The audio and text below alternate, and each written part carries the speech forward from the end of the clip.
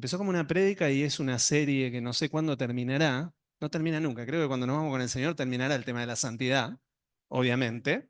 Estamos en un proceso de santidad que terminará cuando nos venga a buscar. ¿Eh? Continuará, como las películas, ¿viste? O como las series, la próxima temporada. Bueno, hoy estamos en el cuarto capítulo de la primera temporada. Vamos a ver cuántas temporadas dura esto. Eh, y hoy es como un capítulo doble, no sé, creo que va a ser triple o cuádruple. Miren lo que les digo. Estuvimos viendo el domingo pasado hablando sobre el pecado. ¿Se acuerdan?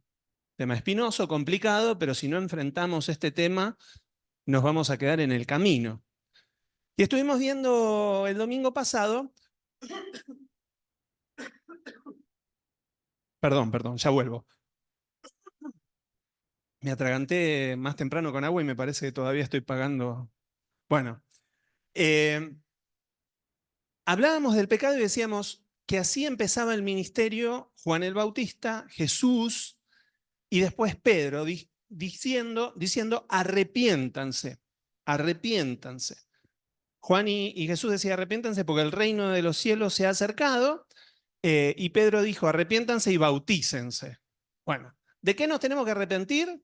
Nos tenemos que arrepentir, obviamente, de nuestra desobediencia a Dios, de nuestra incredulidad, pero en particular todo eso se podría englobar en una palabra y esa palabra es pecado. Nos tenemos que arrepentir de nuestros pecados. Eh, y veíamos la historia del pecado.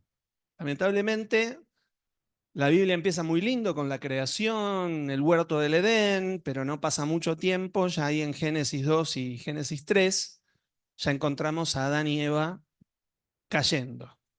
Duró poco el idilio, duró poco la maravilla del paraíso, comen del fruto del bien y del mal. Ellos podían comer de todos los frutos del huerto, no sabemos qué frutos había. Cuando comen del fruto del bien y del mal, vemos que había un fruto en especial del que Dios les dice, ahora no van a comer más, y es el fruto del árbol de la vida. ¿Se acuerdan, no? Ellos podían comer del fruto del árbol de la vida, es decir, de vida eterna, pero cuando comen del fruto del bien y del mal, pierden la vida eterna, no pueden comer más del árbol de la vida. Dios pone ahí un querubín, pone una espada que giraba alrededor, pierden el acceso, y esto de alguna manera representa, pierden el acceso a la vida de Dios. Pierden el acceso, si vamos a ir en profundidad, ¿qué puede significar ese árbol de la vida? Pierden el acceso a Jesús, porque Jesús es la vida de los seres humanos. De nosotros, Jesús vino después, hablando de Santa Cena, Jesús vino después y dijo, el que no come de mi carne y bebe de mi sangre, no tiene vida. Entonces, podríamos decir que el fruto del árbol de la vida, en realidad, era Jesús. Sabemos que Jesús es el camino, la verdad, la vida, la puerta, el árbol de la vida. Jesús es todo, el pan de vida. Jesús es todo en todos. Bueno, el árbol de la vida podríamos decir que era Él. Entonces, la serpiente engaña a Eva, come del fruto, le da de comer a Adán. En ese momento, ambos se dieron cuenta que estaban desnudos. Hasta ese momento andaban desnudos, pero como si nada. No notaban ningún impedimento en el asunto. Pero en ese momento caen y se dan cuenta que están desnudos. Es decir, se le abrieron los ojos en algo en lo que Dios no quería que se abran. No quería que se abran, pero se abrieron. Y vemos ahí en Génesis 3, 8 al 24, todo este relato, pero en el versículo 8 en particular, dice que Dios, después que pecan, Dios vuelve al huerto y les habla y dice, el hombre y la mujer oyeron la voz del Señor que iba y venía por el huerto con el viento del día. Se ve que se movía como el espíritu, ¿no? Con el viento, dice que el espíritu y viento es la misma palabra. El aire del día, ¿no? Se movía ahí, bueno, y les habla. Y dice, entonces, fíjense esto, corrieron a esconderse entre los árboles del huerto, para huir de la presencia de Dios el Señor. Fíjense esto, ¿no? Primera consecuencia del pecado, se le abren los ojos para ver lo que no tenían que ver. Segunda consecuencia del pecado, corren y se esconden del que los amaba y del que lo podía ayudar con el asunto. La desobediencia hizo que se avergonzaran de sí mismos, entre ellos y de sí mismos delante de Dios, y corren a esconderse. A todo esto ya se habían hecho ahí siempre vemos los dibujitos de Adán y Eva, ¿no? Se habían hecho una ropa con hojas de parra ahí, ¿no?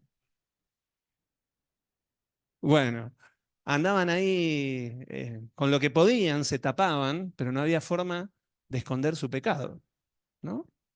Entonces el hombre trata de justificar lo injustificable, podríamos decir, eso era la ropa, trataba de justificar lo injustificable y huyen de la presencia de Dios y se esconden.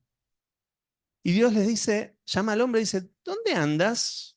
Y él respondió, oí tu voz en el huerto y tuve miedo, pues estoy desnudo, por eso me escondí. Dios le dijo, ¿y quién te dijo que estás desnudo? ¿Acaso has comido del árbol que yo te ordené que no comieras? No era que Dios no se había enterado, claramente, ¿no? Y el hombre respondió, la mujer que me diste por compañera fue quien me dio del árbol. Y yo comí. Próxima, próxima causa del pecado, poner la culpa afuera. Ah, la mujer que vos me diste. La mujer que vos me diste y bueno, ¿qué le voy a hacer? Me la diste vos, le tengo que hacer caso. De alguna manera, yo comí. ¿Sí? Entonces, faltaba que, digamos, en esto echaba culpas a dos personas, si leemos entre líneas. Le echaba la culpa a Eva, pero le echaba la culpa a Dios. Si no me hubiera dado esta mujer, tal vez no hubiera caído. Entonces la culpa en el fondo la tenés vos, Dios.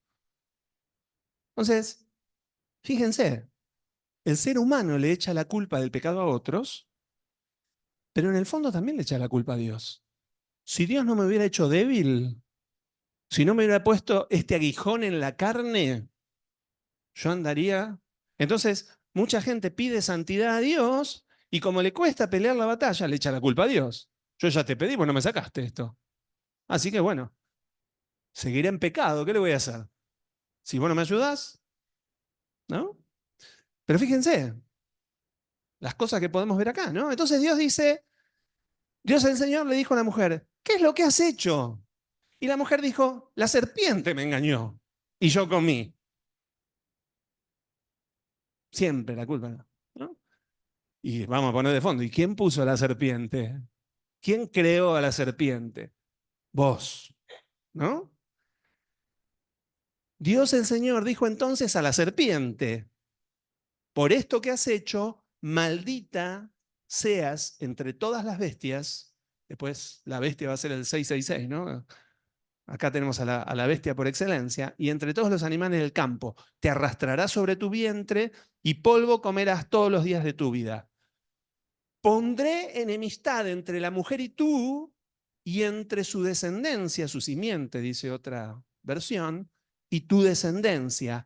Ella te herirá en la cabeza y tú la herirás en el talón. Acá hay la primera profecía mesiánica de la Biblia, ahí en Génesis. Tal vez si nos ponemos a buscar antes se encuentra alguna otra, pero esta es la primera obvia, por lo menos, ¿no? Dice, la descendencia de Eva te va a herir te va a herir en la cabeza, te va a pisar la cabeza, Satanás, y vos solamente lo vas a poder herir en el talón. Ahí vemos el clavo en la cruz, ¿no? A la mujer le dijo, porque no iba nada más que para el diablo, la maldición, a la mujer le dijo, aumentaré en gran manera los dolores cuando des a luz a tus hijos, tu deseo te llevará a tu marido y él te dominará. Maldición sobre la mujer. Podríamos decir que el machismo viene desde ahí. Dice que el deseo de la mujer estará en el hombre y el hombre la domina, ¿no? Bueno, ahí podemos ver el machismo. Tenemos que entender que esto es la maldición por el pecado. Tenemos que entender que la bendición de Dios tiene que revertir esto. No es que nosotros ahora le vamos a decir a Dios, ah, bueno, porque vos maldijiste a la mujer, tenemos que ser unos machistas, ¿no? Y someter a las mujeres. No. Cristo vino a deshacer esas maldiciones. No deberíamos ser machistas, ni feministas, aclaro por las dudas, no sea cosa que alguien me quiera interpretar mal. Al hombre le dijo, puesto que accediste a lo que te dijo tu mujer y comiste del árbol del que te ordené que no comieras, maldita será la tierra por tu causa. Antes de la maldición sobre el hombre, la maldición cae sobre la tierra. Y desde ese momento, la tierra entera, el mundo entero está bajo la maldición del maligno, dice la palabra que está bajo el gobierno del maligno. Y él se convierte en el príncipe de este mundo, en el príncipe del aire. Satanás le arrebata el dominio, le arrebata el control de la tierra que lo tenían que tener los seres humanos, Adán en primera medida, y la tierra queda maldita y gobernada por Satanás.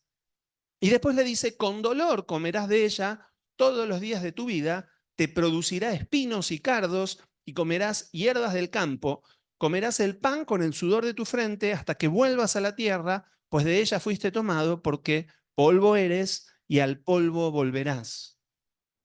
No era el plan original. A ver, no era el plan original, no era el plan perfecto. El plan original siempre lo supo, Dios siempre supo que el hombre iba a caer en pecado, nos crea igual, porque nos amaba, y ya profetiza un plan de salvación para el ser humano, pero si el hombre no hubiera pecado, Cristo no hubiera tenido que morir en la cruz y el hombre hubiera vivido eternamente en el huerto del Edén y de ahí a la eternidad y el cielo hubiera estado unido con la tierra, desde el primer momento, como estuvo, pero no. El hombre, el nombre, perdón, que Adán le dio a la mujer fue Eva, porque ella fue la madre de todos los vivientes. Luego Dios, el Señor, hizo túnicas de pieles para vestir al hombre y a su mujer.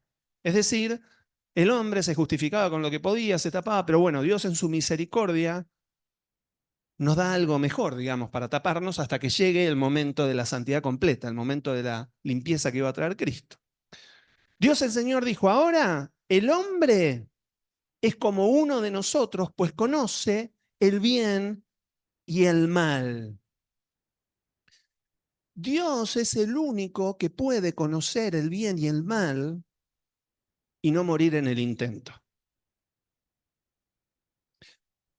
Vieron que cuando nosotros, y esta es una época siempre, pero esta es una época en particular en donde uno ve tanto mal y está a la vista de todos. Uno puede meterse en las noticias, uno puede ver videos y ve tantas cosas tan feas. ¿Y cómo nos pega, cómo nos impacta eso?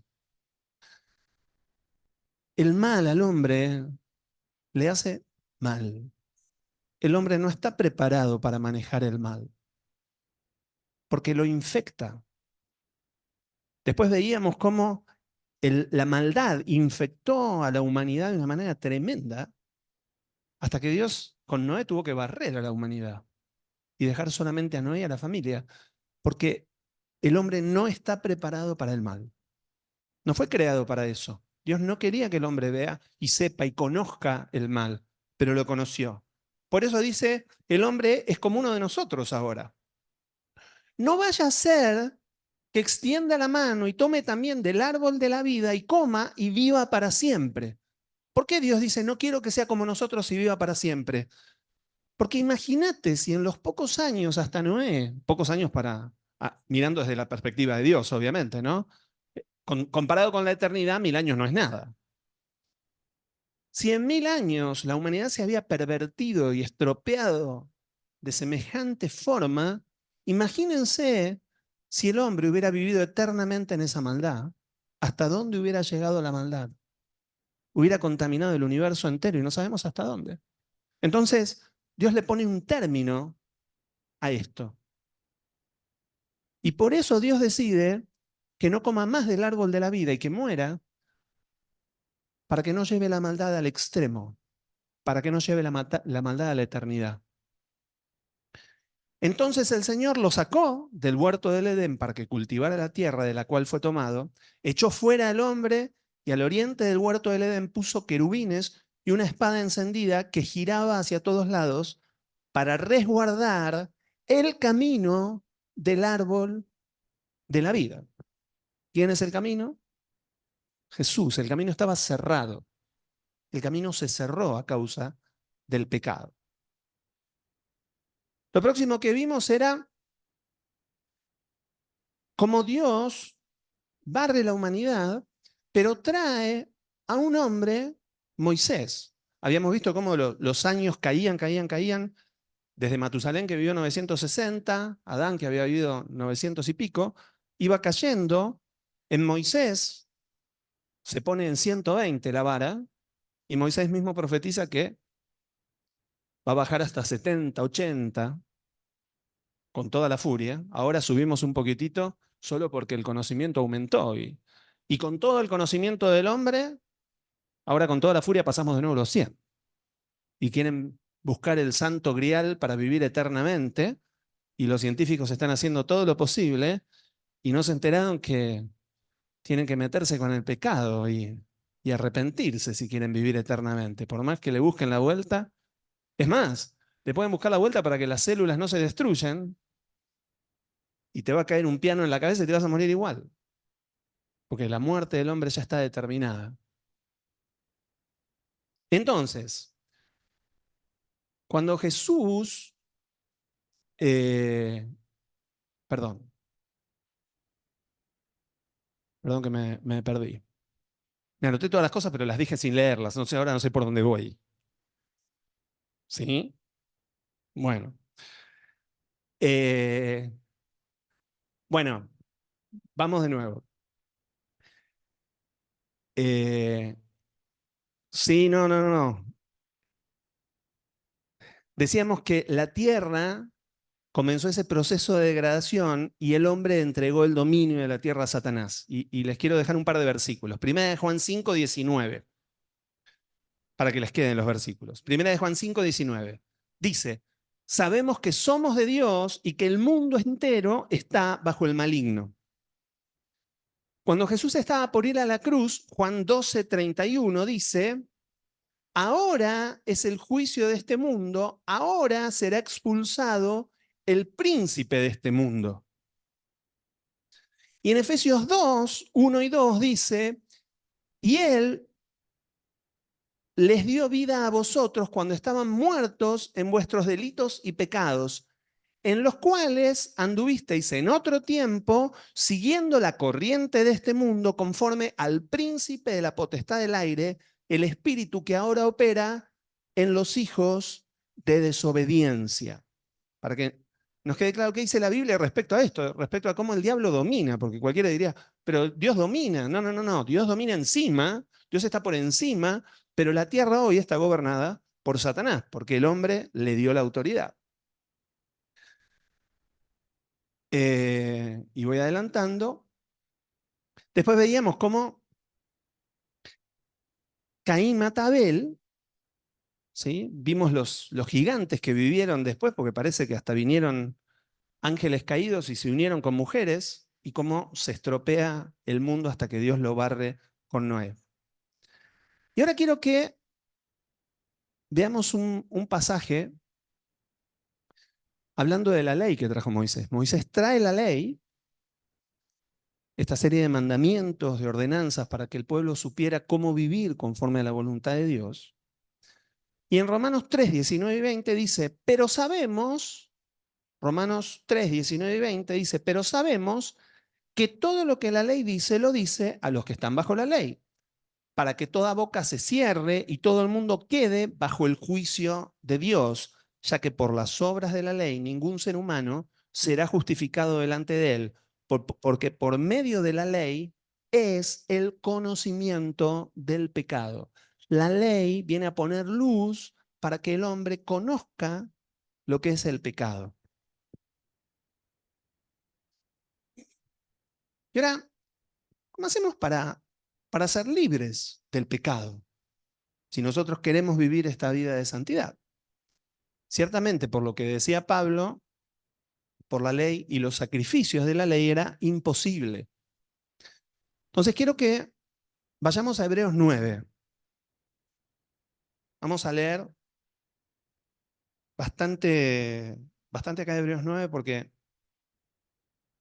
siempre decimos, ¿no? ¿Será Pablo o no el que escribió Hebreos? No firmó la carta. Sospechamos que podría ser Pablo.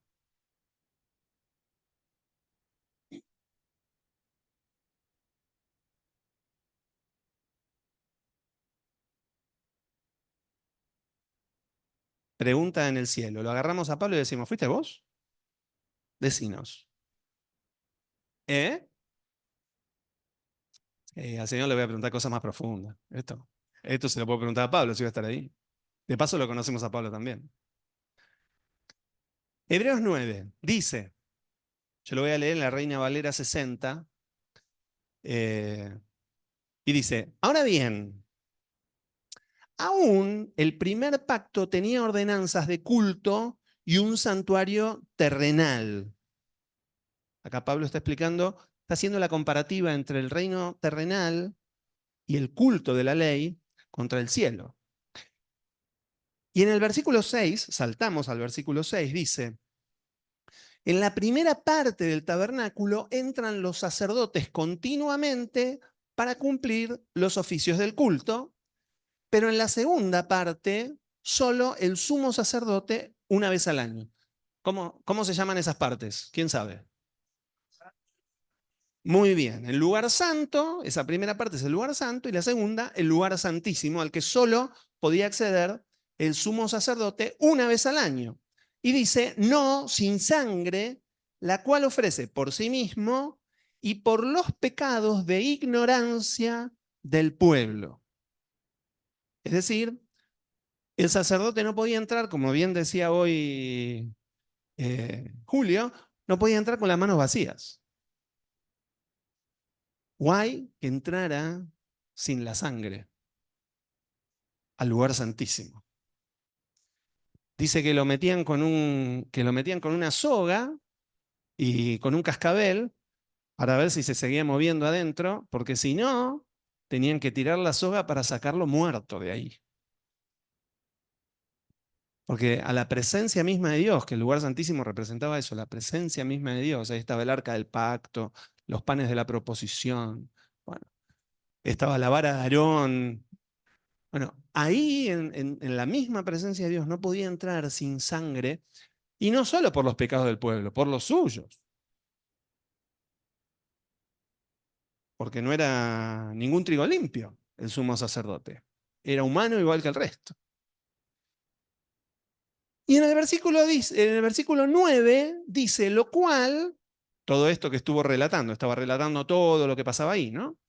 Lo cual es símbolo para el tiempo presente, según el cual se presentan ofrendas y sacrificios que no pueden hacer perfecto en cuanto a la conciencia, guárdense esto, en cuanto a la conciencia, no pueden hacer perfecto en cuanto a la conciencia al que practica ese culto.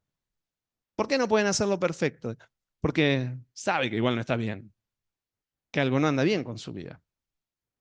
Y en el versículo 10 dice, ya que consiste solo de comidas y bebidas, de diversas abluciones y ordenanzas acerca de la carne, impuestas hasta el tiempo de reformar las cosas.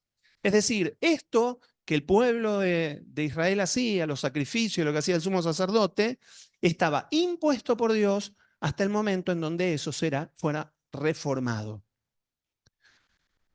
Y dice, pero estando ya presente Cristo, sumo sacerdote de los bienes venideros, ahí Pablo había explicado que Cristo viene de la tribu de Judá.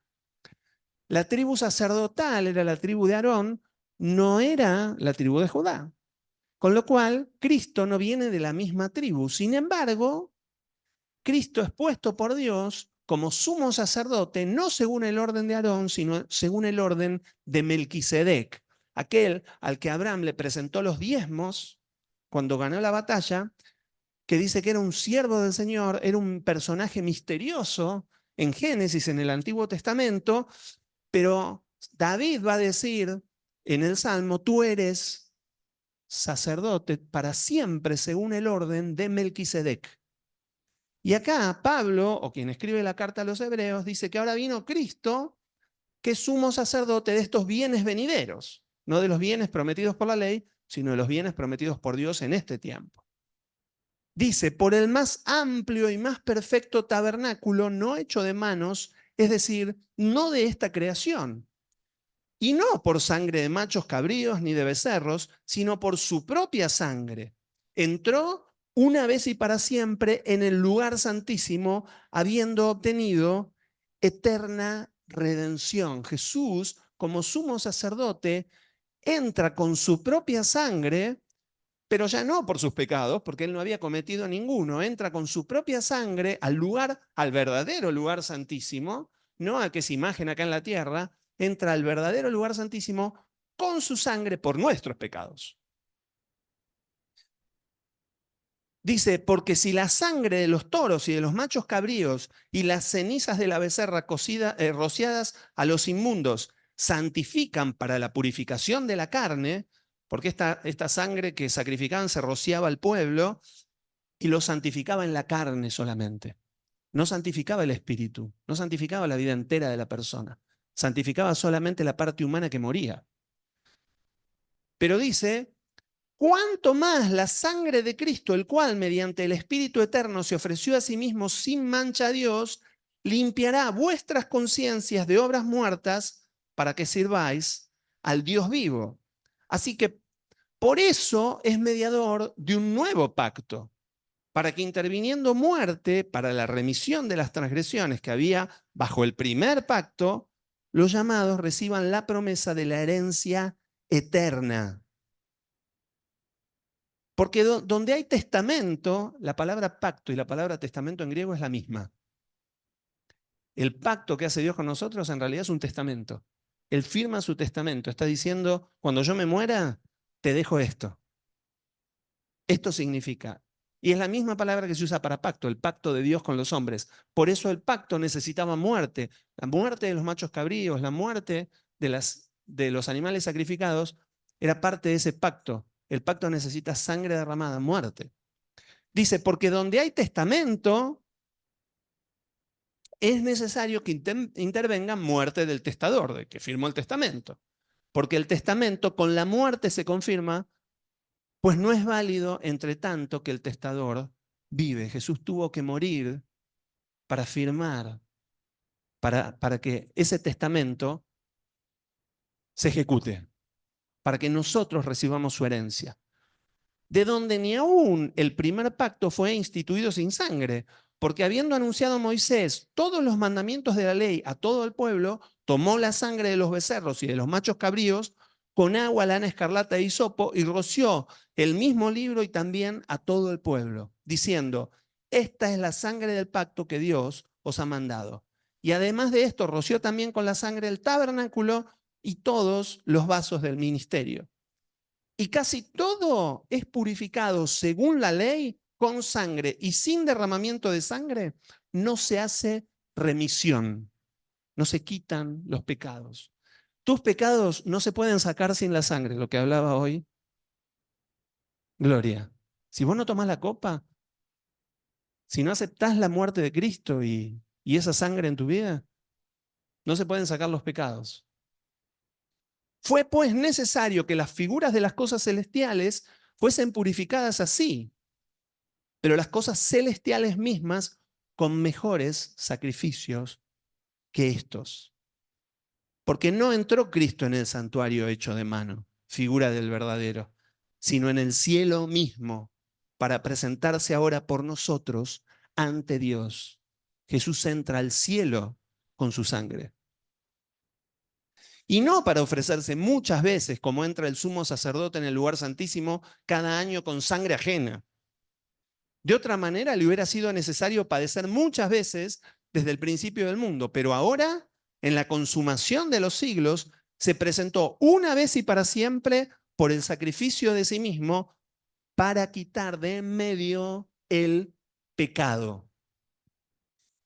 Y de la manera que está establecido para los hombres que mueran una sola vez y después de esto el juicio, así también Cristo fue ofrecido una sola vez para llevar los pecados de muchos y aparecerá por segunda vez sin relación con el pecado para salvar a los que le esperan. ¿Vos lo esperás? Yo también. La segunda vez ya va a venir sin relación con el pecado. La segunda vez ya no viene para hacer algo con el pecado. Ya lo resolvió en la cruz. Ya derramó su sangre por el pecado. No estamos esperando que Cristo venga en las nubes para que haga algo con nuestro pecado. El tema del pecado, Jesús ya lo resolvió en la cruz.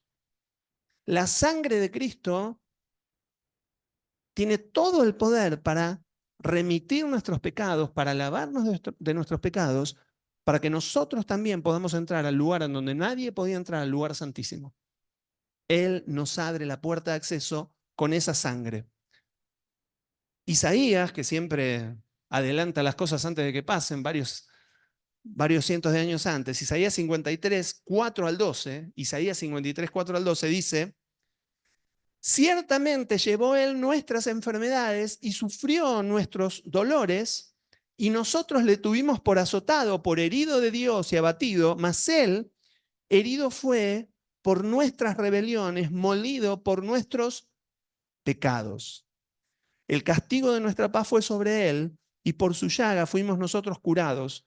Todos nosotros nos descarriamos como ovejas, cada cual se apartó por su camino, como Adán y Eva, mas Jehová cargó en él el pecado de todos nosotros. Si vos estás en Cristo, Él cargó tu pecado. Él ya lo llevó puesto. Angustiado él y afligido, no abrió su boca. Como cordero fue llevado al matadero, y como oveja delante de sus trasquiladores enmudeció y no abrió la boca. Por cárcel y por juicio fue quitado, y su generación, ¿quién la contará? Porque fue cortado de la tierra de los vivientes, y por la rebelión de mi pueblo fue herido. Y se dispuso con los impíos su sepultura, mas con los ricos fue en su muerte, aunque nunca hizo maldad, ni hubo engaño en su boca. Con todo eso, Jehová quiso quebrantarlo, sujetándole a padecimiento. Cuando haya puesto su vida en expiación por el pecado, verá linaje, vivirá por largos días, y la voluntad de Jehová será en su mano prosperada. Verá el fruto de la aflicción de su alma y quedará satisfecho.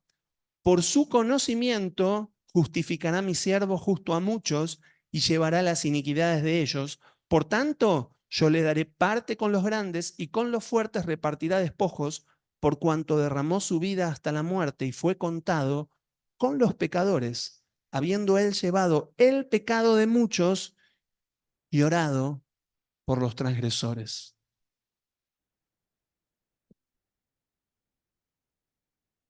Entonces, ¿cuál fue el proceso? ¿Cuál fue el proceso por el cual lleva nuestros pecados? ¿Cómo hizo él para llevar nuestros pecados? Porque sabemos que la sangre los limpia, pero ¿cómo fue esto? Y miren, quiero que me acompañen a ver un pasaje.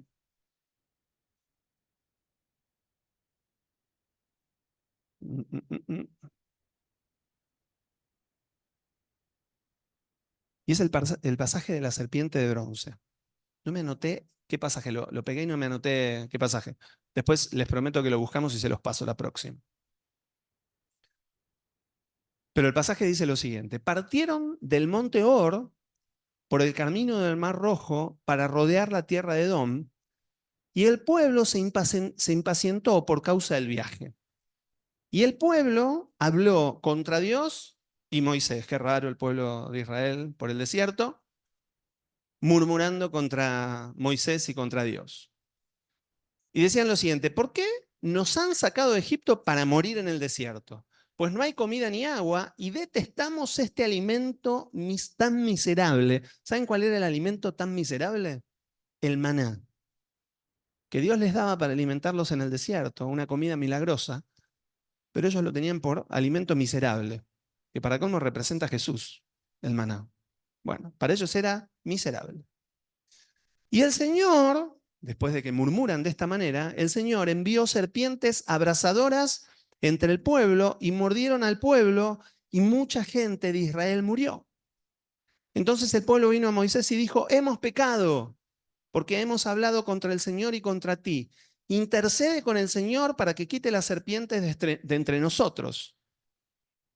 Y Moisés intercedió por el pueblo. El Señor dijo a Moisés, hazte una serpiente abrasadora y ponla sobre un asta, y acontecerá que cuando todo el que sea mordido la mire, vivirá. Y Moisés hizo una serpiente de bronce y la puso sobre el asta, y sucedía que cuando una serpiente mordía a alguien y éste miraba a la serpiente de bronce, vivía. ¿No le llama la atención? Una serpiente. ¿Por qué? ¿Por qué no? ¿Por qué Dios no hizo, no sé, una imagen de un querubín? Sí. Mira, bueno, debe estar una réplica porque la habían destruido, ¿no? Diciendo que era Neustán, era la cosa, después que habían adorado a la serpiente de bronce. Pero, ¿no le llama la atención que Dios levante algo que en realidad es aborrecible? Dios levanta, podríamos decir, la peor porquería, porque la serpiente era la imagen misma de Satanás, en Génesis. Y sin embargo Dios dice, levanten a lo más aborrecible y miren cuando los pique la serpiente, es decir, de alguna manera cuando la consecuencia del pecado les caiga encima, miren a la serpiente colgada y van a vivir. Llama la atención. ¿Por qué una serpiente? Pero quiero que leamos ahora Juan 3:14. Juan 3:14 relata una de las veces que Jesús estaba ahí discutiendo con sus eternos discutidores, que eran los fariseos y demás. Juan 3:14 dijo, como Moisés levantó la serpiente en el desierto, así es necesario que sea levantado el Hijo del Hombre. Oh, podríamos pensar que mirar la serpiente era un acto de fe. Porque, ¿qué tiene que ver mirar una serpiente con me picó una víbora? Digamos, ¿por qué me voy a sanar? Era un acto de fe. ¿Habrá habido alguno que lo picó la serpiente y diga, la pavada esa de mirar la serpiente no la voy a mirar y murió? ¿No? Bueno, era un acto de fe. Era creer. ¿No será parecido a Cristo levantado en la cruz? El que mira a Jesús por fe será salvo de las consecuencias de su pecado, ¿no? Miren lo que dijo Pablo, 2 Corintios 5:21, para poder entender por qué Jesús es representado con una serpiente en el desierto por Moisés. Porque no nos cabe duda que la serpiente levantada en un asta y Jesús diciendo, ¿me van a levantar igual que la serpiente? Si no es símbolo de Jesús, pero ¿por qué Dios prefiere representar a Jesús como una serpiente? Hubiera hecho una imagen de Cristo como tiene la Iglesia Católica, digamos, ¿no? No, una serpiente. Pero acá en 2 Corintios 5:21, Pablo nos da otra idea de por qué.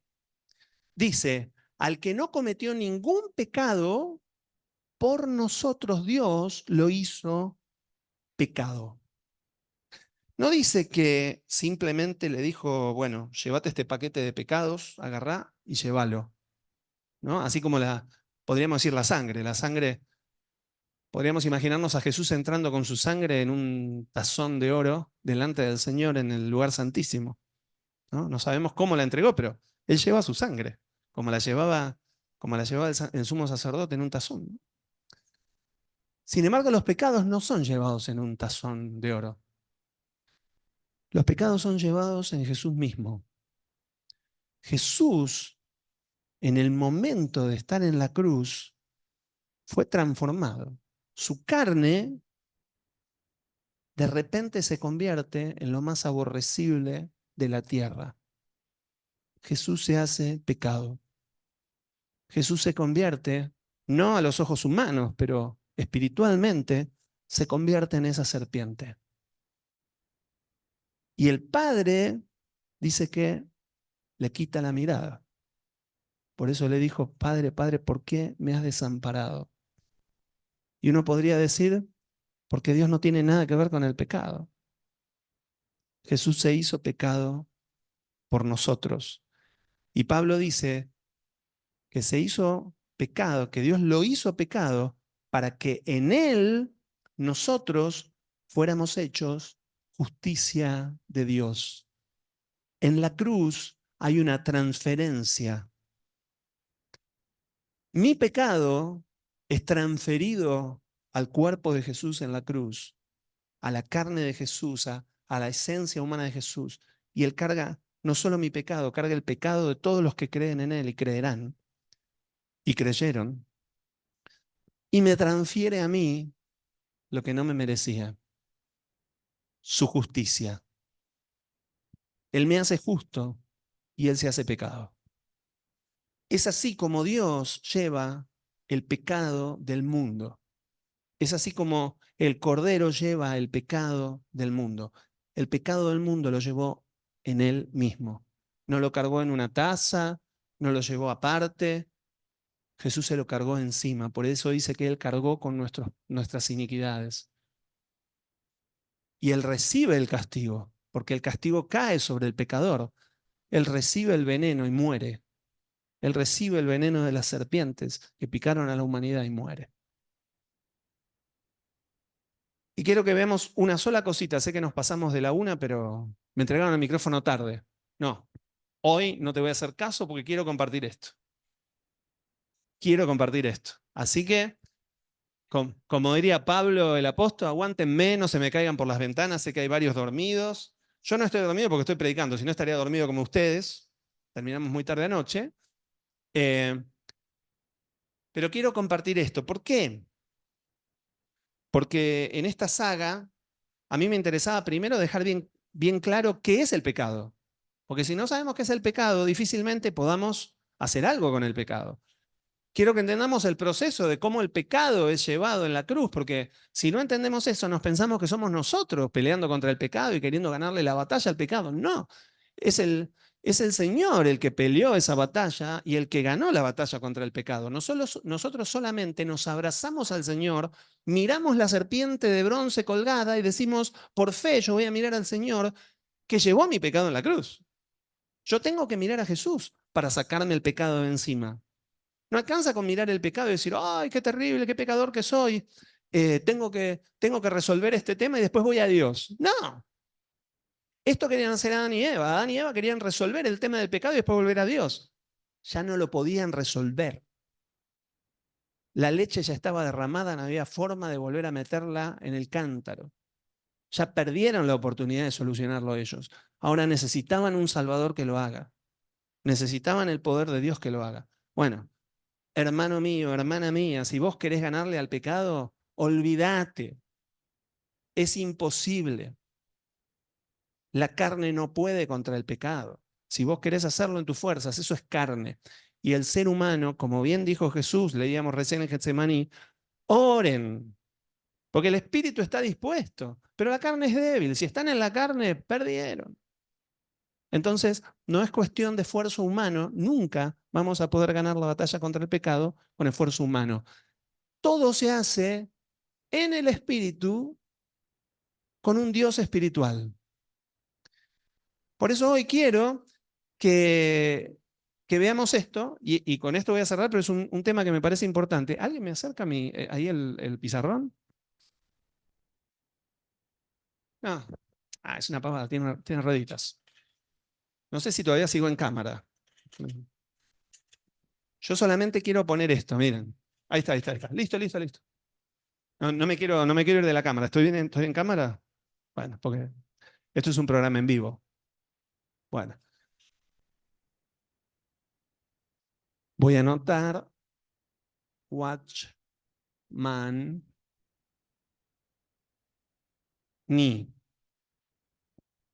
Bueno, ¿por qué lo anoto? Porque lo voy a nombrar y van a decir cómo se escribe esto, con qué se come. Watchman Nee, para los que están más allá, ¿lo llegan a ver? No. Sí. Watchman Nee. Watchman. Este era un hombre, tremendo hombre de Dios. tremendo hombre de Dios, eh, que escribió una cantidad de libros y él escribe sobre la vida espiritual, ¿no? De cómo hacer para vivir la vida cristiana. Fue uno de los grandes evangelistas en China, un hombre que se convierte al Señor, vive toda su vida cristiana enfermo de angina de pecho, de un problema cardíaco que lo tenía al borde de la muerte todo el tiempo. Es decir, todo el tiempo uno dice, bueno, Señor, saname de esta enfermedad. Y Dios le dijo, no, vas a vivir todo el tiempo así, porque si no confías en mí, te morís. Pero si confías en mí, vas a vivir. Ese fue su aguijón en la carne toda la vida. Y fue un hombre que, por predicar el Evangelio, por enseñar del Evangelio, obviamente en China termina preso y por 10 años no puede ver más a su amada esposa. Y él termina muriendo así, sin ver a su esposa. Esa fue la copa que le tocó a él. El Evangelio no es barato. Cristo pagó un precio altísimo, pero nosotros también tenemos un precio que pagar. Bueno, Watchman Nee. Solamente querían, después pueden buscarlo en Wikipedia, pueden buscar cosas de Watchman Nee. Yo voy a leer, en realidad lo que les voy a contar, no lo voy a leer, lo que les voy a contar es un extracto de uno de los capítulos de un libro de 3 tomos que él escribe que se llama El hombre espiritual. Es el tratado de la vida espiritual del cristiano por excelencia. Casi les podría decir que, digamos, cuando vayamos al cielo, por ahí lo añaden al libro de la vida, porque realmente las cosas que habla este hombre y la manera tan clara y aplicable, no me rompan el ventilador, por favor, la manera tan clara en la que explica hace que nosotros podamos entender las cosas espirituales y vivirlas. Porque lo que le interesaba a él era esto. Él escribe este libro con esta intención de que la gente pueda vivir la vida espiritual, porque se da cuenta que los cristianos vivían sufriendo, no podían resolver los temas y todo, y tenían una vida espiritual muy chata. Y Jesús dijo que el Padre está buscando adoradores que le adoren en espíritu y en verdad, que Dios es espíritu y el que no le busca en espíritu, perdió. Bueno, entonces él es un hombre que habla de estas cuestiones, de las cuestiones espirituales. Entonces, el libro este, El hombre espiritual, tiene este capítulo sobre la conciencia. Quiero contarles sobre la conciencia. ¿Por qué? Porque en la conciencia nosotros tenemos un aliado fundamental de parte del espíritu. Él explica que el espíritu tiene sentidos, así como vieron que nosotros somos cuerpo, alma y espíritu, ¿no? Bueno, en el cuerpo nosotros tenemos sentidos. Tenemos el tacto, tenemos la vista, bueno. Eh, en el ámbito espiritual, en nuestro espíritu, no en el espíritu de Dios, en nuestro espíritu nosotros también tenemos sentidos. Eh, y él explica que dentro de esos sentidos, digamos, el espíritu tiene 3 funciones. 3 funciones. La primera es la intuición, la segunda es la comunión o la adoración y la tercera es la conciencia. La conciencia. Entonces, la intuición es la que nos permite conocer con nuestro espíritu lo que es de Dios. En la intuición yo conozco las cosas de Dios en el espíritu. ¿Vieron? Y él explica que el espíritu es eso que nos hace sentir como, yo siento que acá pasa algo y no sé qué, pero hay algo que no puedo poner en palabras, pero, por ejemplo, esta persona tiene un tema, no sé, hay algo que no me cierra, ¿no? Por ahí las mujeres tienen un sexto sentido, le dicen, pero no.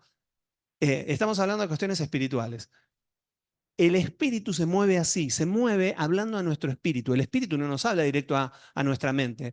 No es que yo veo las cosas y las entiendo, las cosas espirituales. No, las cosas espirituales se intuyen espiritualmente y desde el espíritu después me las puede explicar a mi mente. Le va a poner palabras, pero hay cosas que yo siento espiritualmente y por ahí tarda tiempo hasta que yo las puedo poner en palabras. Mientras tanto es solamente un, una intuición.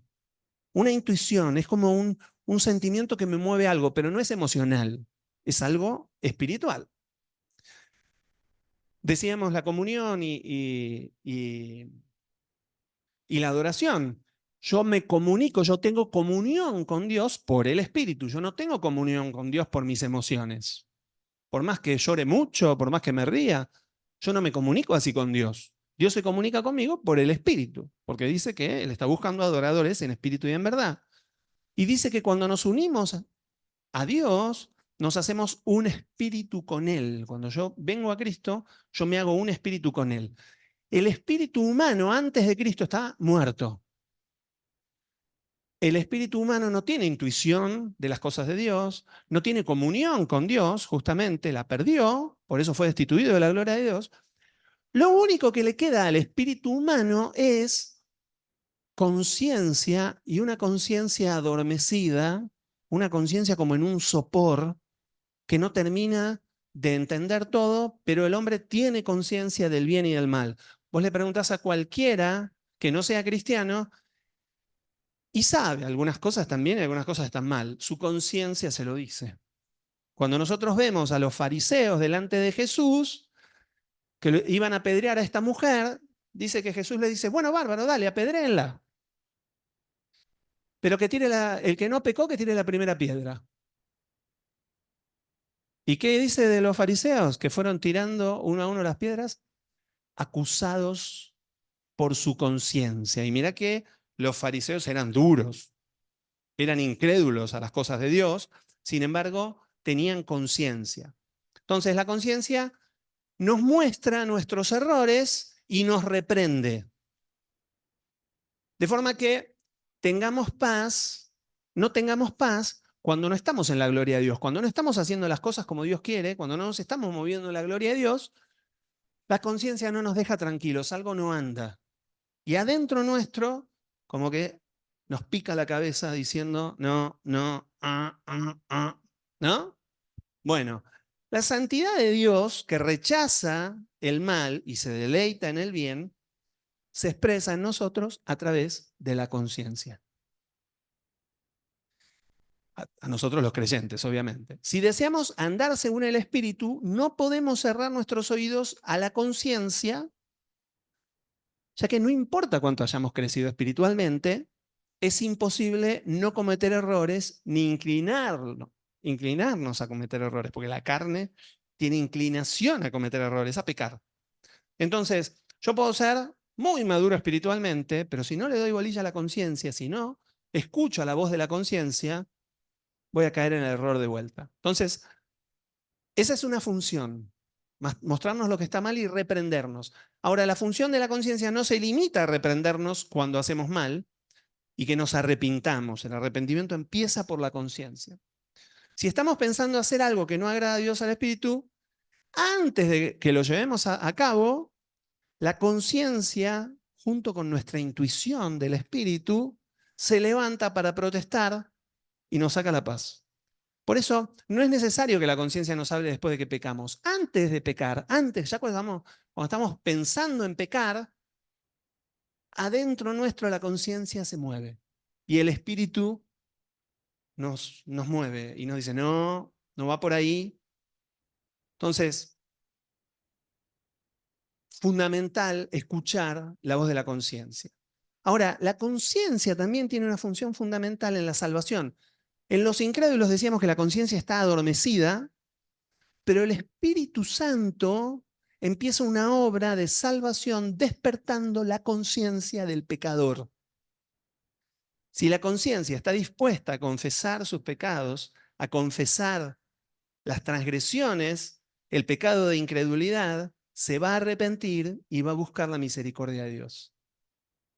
El Espíritu Santo ilumina con la luz de la ley de Dios la conciencia del pecador para que reconozca su pecado y también lo ilumina con la conciencia de la luz del Evangelio a fin de que sea salvo. Por eso dice que tenemos que orar para que la luz del Evangelio les resplandezca a los que hoy están en tinieblas. Bueno, cuando nosotros predicamos a la gente y lo hacemos en el Espíritu, la conciencia se activa. Por eso dice que Dios nos da conciencia de pecado, de justicia y de juicio. Eso actúa en la conciencia. El pecador dice, apa, en esto estoy mal. Nunca me había dado cuenta, pero ahora me doy cuenta que estoy mal. delante de la justicia de Dios y que se viene un juicio para mí. La conciencia actúa.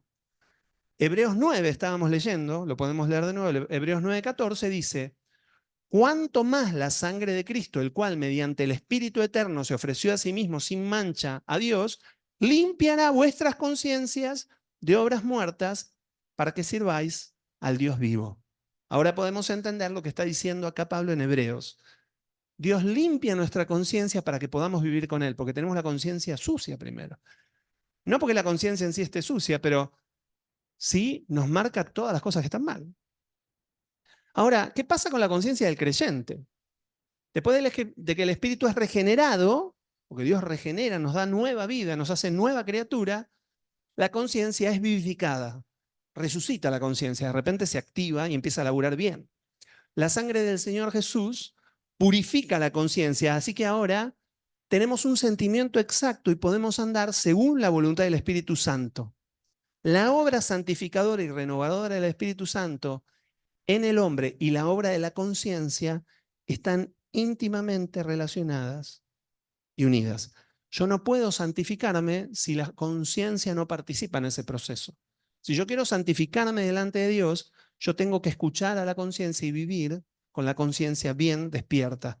Si queremos andar en el Espíritu, no podemos pasar a la conciencia por alto. Romanos 9:1 dice, Pablo de nuevo, ¿no? Romanos 9:1. Verdad digo en Cristo, no miento y mi conciencia me da testimonio en el Espíritu Santo. Él está hablando y la conciencia le habla al Espíritu y le dice, bien, Pablo, esto es lo que tenés que decir. Esto es lo que te mandé decir. Fíjense, ¿eh?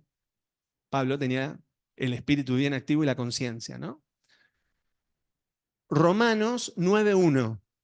Y después búsquenlo, yo no les voy a pasar todos los versículos, pero busquen todos los versículos donde menciona la conciencia y van a ver qué tremendo lo que habla de la conciencia. A veces uno no tiene conciencia de estas cosas. Bueno, si nuestra conciencia nos testifica que estamos mal, es porque estamos mal. Si nos condena por nuestros pecados, nos tenemos que arrepentir inmediatamente. No le tenemos que dar vuelta. Primera de Juan 3:20. Ahora es Juan, no Pablo. Primera de Juan 3:20 dice, pues si nuestro corazón nos reprende, un sinónimo de la conciencia, ¿no? Pues si nuestro corazón nos reprende, mayor que nuestro corazón es Dios, y Él sabe todas las cosas. Es decir, si nuestro corazón nos está reprendiendo, Dios que está más arriba, obviamente nos reprende. Entonces, todo lo que nuestra conciencia condena, Dios también lo condena. Por ningún motivo la justicia de Dios puede estar por debajo de la norma de la conciencia. Si la conciencia, que no es Dios, ya te está diciendo está mal, Dios que todavía es más justo, va a condenar eso que la conciencia está condenando. Cuando la conciencia nos reprende, y esto, fíjense si no es así, cuando la conciencia nos reprende, pensamos en sobornarla para callar su voz. En esta situación el creyente tiene dos opciones. La primera es discutir con la conciencia. La conciencia me dice, Maxi, no tendrías que ir a este lugar. Pero no, la verdad, yo puedo presentar al Señor ahí. Yo podría ir a hablarle del Señor. Sí, pero no te conviene ir ahí. Pero son gente que te necesita, Señor. Y en realidad yo quiero ir y estoy por caer en un pecado o lo que sea, pero yo empiezo la discusión con la conciencia, ¿no? Y le vamos a dar argumentos que justifiquen nuestras acciones. Yo le voy a decir, no, no, no, yo lo estoy haciendo por esto, por esto, por esto. Suponemos que todo lo podemos justificar con la lógica y que por eso Dios va a estar de acuerdo. Que si yo le puedo poner una lógica a las cosas, van a estar en la voluntad de Dios. Mentira. La lógica de Dios no es la nuestra. Sus pensamientos están más altos que los nuestros. Y si yo quiero justificarme con mi lógica, no funciona. Entonces pensamos que la conciencia lo va a aceptar, ya que no sabemos que la conciencia, al igual que la intuición, no se basa en el raciocinio. La conciencia conoce la voluntad de Dios mediante la intuición y rechaza todo lo que no sea la voluntad de Dios. No importa el argumento que le pongamos. Ahora, la segunda opción, si no le vamos a poner argumentos, la segunda opción que hacemos los creyentes es tratar de hacer muchas otras cosas para enmudecer la conciencia. Por un lado, no queremos obedecer la voz de la conciencia ni seguir la dirección de Dios para agradarlo, pero como tememos que la conciencia nos condene, nos censure y nos incomoda, hacemos cosas, hacemos cosas. Y no, yo sirvo muchísimo al Señor y yo hago esto y yo hago lo otro, pero la conciencia me está diciendo, no, no, vos lo que tendrías que estar haciendo es resolver este punto, tendrías que estar arrepintiéndote de esto, o tendrías que estar haciendo esto otro, a lo que yo te mandé. Ah, pero yo acá en Argentina te estoy diciendo, sí, pero yo te mandé a la India. ¿Qué? Como Jonás. ¿Qué haces acá en Argentina? Yo te mandé a la India. Y no, pero acá hay mucha gente que necesita. Mirá cómo está la crisis. A Dios no le importa mi justificación. Y tarde o temprano, si yo escucho la conciencia, me va a hacer sentir que la cosa está mal. Y no podemos reemplazar la voluntad de Dios con buenas obras. La conciencia no nos va a aceptar eso. Entonces, la voz de la conciencia la tenemos que acatar.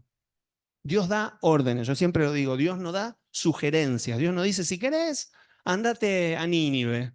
No, no, no, Dios dice, anda a Nínive. No vas, sos un desobediente. Punto. No hay vuelta con el asunto.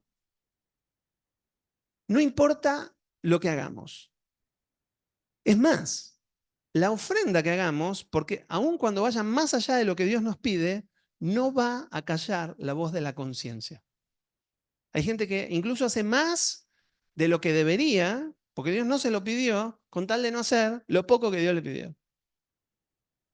No funciona así, porque Dios lo que quiere es que obedezcamos, no que hagamos algo extraordinario para servirlo y sorprenderlo, como si Dios se sorprendiera. Tenemos que tomar la copa que nos toca. No intentemos escapar de esta reprensión interna. Me falta poquito. ¿Quieren que terminemos acá y seguimos con la conciencia la próxima? ¿Qué les dice sus conciencias? ¿Eh? La conciencia de Noemí siempre dice que terminemos. Bueno, 5 minutos más. 10. La conciencia y el conocimiento. Al andar en el espíritu y escuchar la voz de la conciencia, nos tenemos que acordar que la conciencia está limitada por el conocimiento que nosotros tengamos. Nuestra conciencia es el órgano con el que distinguimos si el bien y el mal, y distinguir, discernir, significa conocimiento. Si yo voy a distinguir entre una cosa y otra, tengo que conocer. Miren lo que dice 1 Corintios 8, del 10 al 12. 1 Corintios 8, del 10 al 12. Pablo acá, ¿se acuerdan? Está hablando de los débiles en la fe. Y está hablando de comer lo sacrificado a los ídolos. Y Pablo decía, yo como lo que sea. Yo ya no tengo comidas prohibidas. Yo ya entendí que eso era una cuestión, era una sombra de lo que iba a venir. Yo hoy como de todo. Pero los débiles en la fe, si comen algo sacrificado a los ídolos o cualquier cosa, se les complica.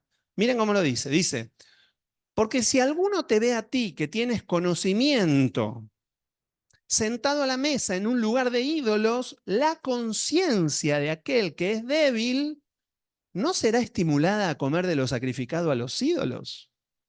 Y por el conocimiento tuyo se perderá el hermano débil por quien Cristo murió. De esta manera, pues, pecando contra los hermanos e hiriendo su débil conciencia, contra Cristo pecáis. ¿Qué está diciendo acá? Hay personas que todavía no tienen todo el conocimiento de las cosas a las que Dios los llama o les permite vivir, o de las cosas que Dios ya no los condena. Dios ya no los condenaba por comer comidas.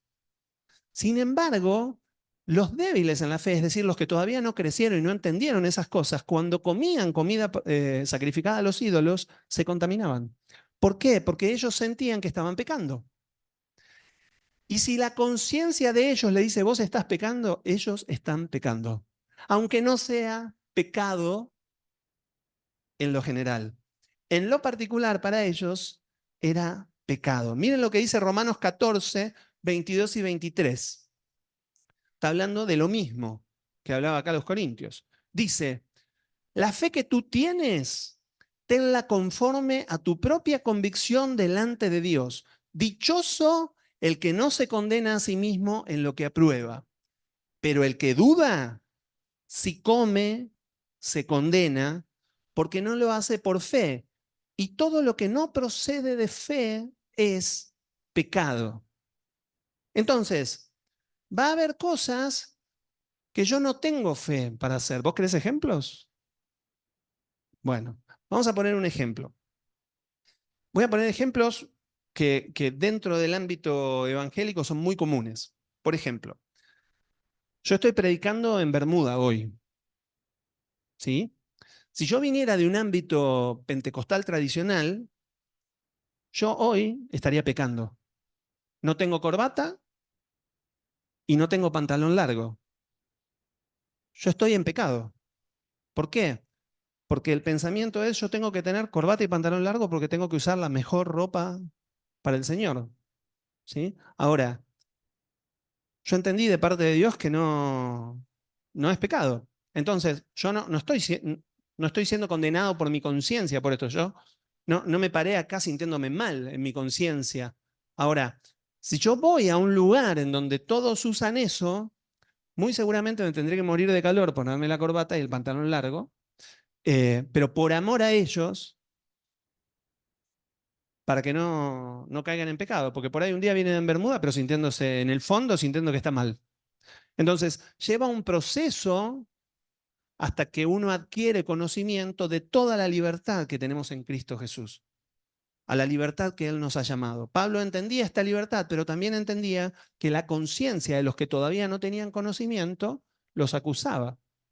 Cuando él tuvo que ir a Jerusalén y tuvo que discutir a ver qué cosas podían y qué cosas no podían hacer los griegos que se convertían, los que no eran judíos, bueno, tuvieron que llegar a un acuerdo de que, bueno, por lo menos que no coman comida de ahogado, que no hagan... Y él sabía que podían comer lo que sea, pero les dijo, bueno, dale, hagamos eso. ¿Por qué? Porque si no los otros iban a sentir que estaban aprobando algo que era pecado. Sus conciencias los hubieran acusado. Es más, hubieran condenado a los cristianos convertidos diciendo eran una manga de pecadores cuando no lo eran. Entonces, Dios lo usa a Pablo para llegar a un punto de acuerdo para que sus conciencias, todos quedaran tranquilos en su conciencia y pudieran seguir teniendo una vida de comunión. Sí, la conciencia en realidad no es contrario a lo emocional, la conciencia está desconectado de lo emocional. El espíritu, la intuición está desconectado de lo emocional. Porque en la emoción yo puedo sentir una tristeza terrible, pero en mi espíritu yo puedo sentir paz. Cuando muere alguien muy querido, obviamente uno llora, pero en el espíritu uno tiene paz porque sabe que está con el Señor. ¿No? Entonces, la conciencia de alguna manera contra las emociones es lo mismo que el espíritu y la carne. La carne se mueve en un ámbito y el espíritu se mueve en otro. Por favor.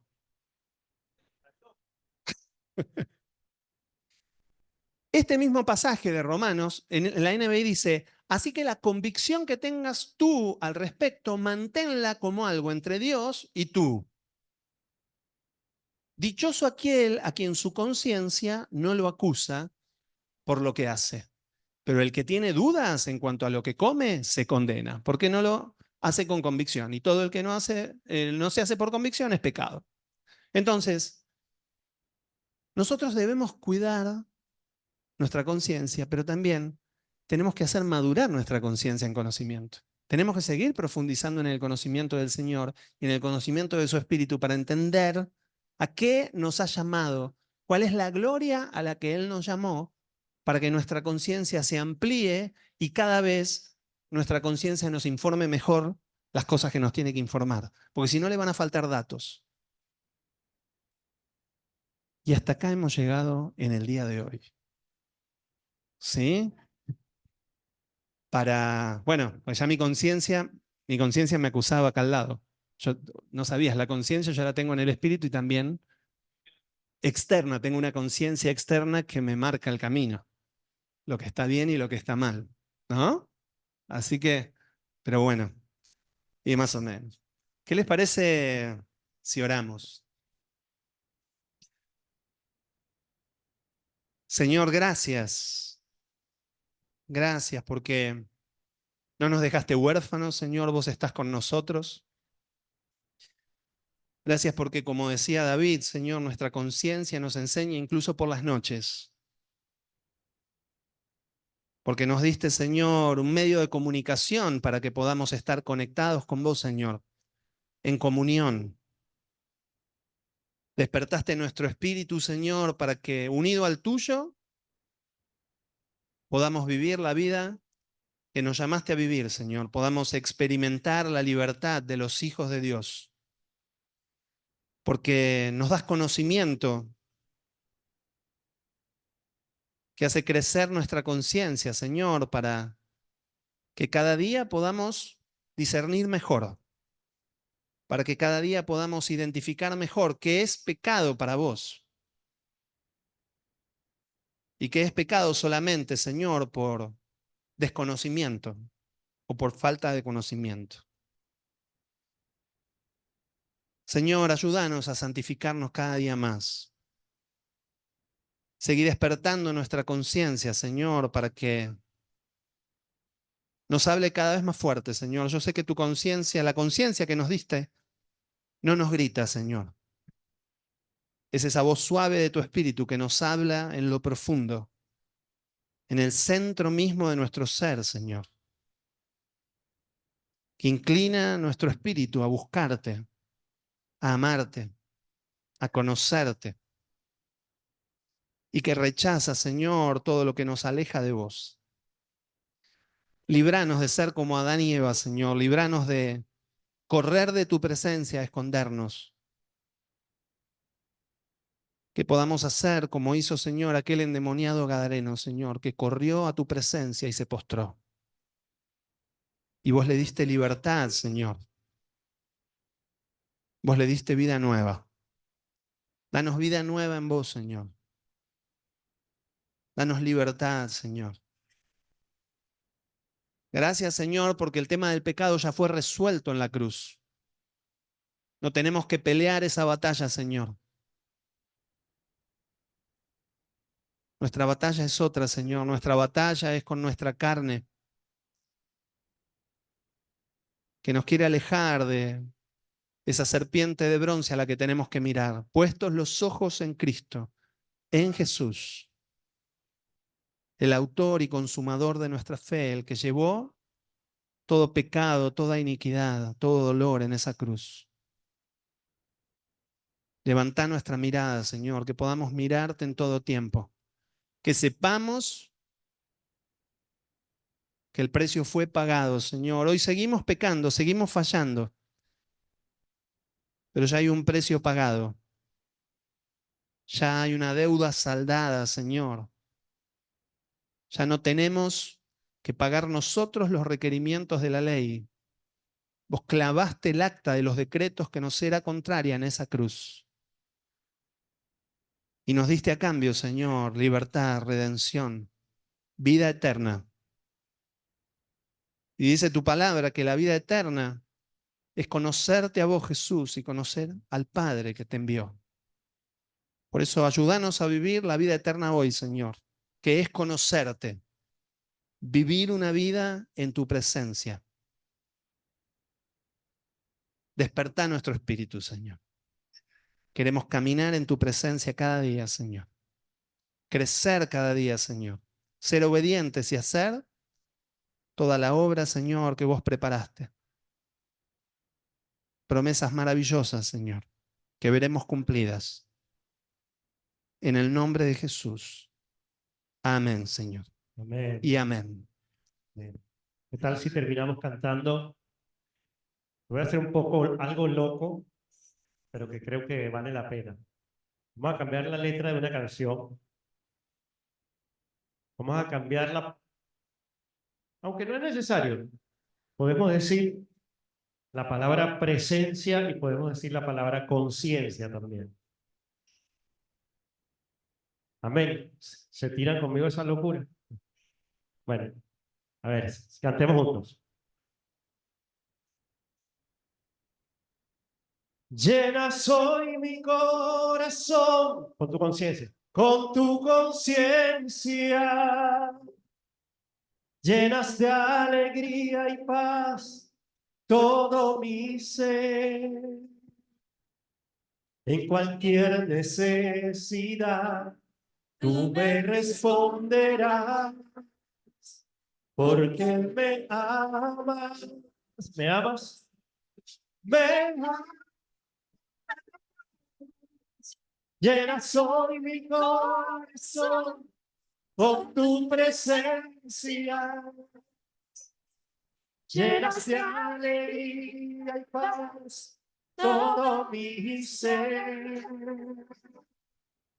En cualquier necesidad, tú me responderás, porque me amas. Una vez más, llenas hoy y llenas hoy mi corazón con tu presencia. Llenas de alegría y paz todo mi ser. En cualquier necesidad, tú me responderás, porque me amas.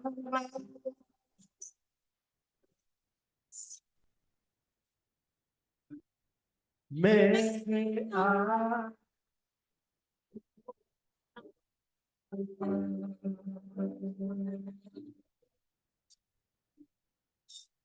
Amén.